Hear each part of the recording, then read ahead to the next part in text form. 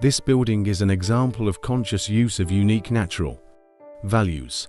The horizontal beam almost grows into a green slope, also establishing a dialogue with the river, which is an important reference. From the construction site, there is a beautiful view of the river and the Mazovian plain stretching to the horizon. It was this unique feature of the surrounding neighborhood that inspired the owner to choose this place for his development. Architecture does not compete with landscape. It interacts with it, sometimes blending into the surrounding environment, sometimes silently giving way to it. Nature surrounds the building from all sides and even climbs its slopes to the roof with a natural garden from where there are expansive views over the entire area. Everything in the house seems to be subject to an unobstructed view.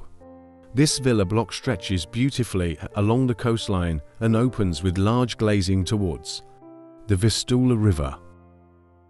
A terrace with a fireplace is created, which is protected from rain and hot sun by a screen unrolled on metal poles. The house has a very clear division of functions. Most of the usable space is located on the middle level with the best exposure to the landscape.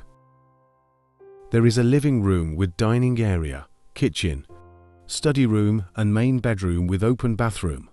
Another room is located on the lower floor, with direct access to the cozy garden on a steep slope.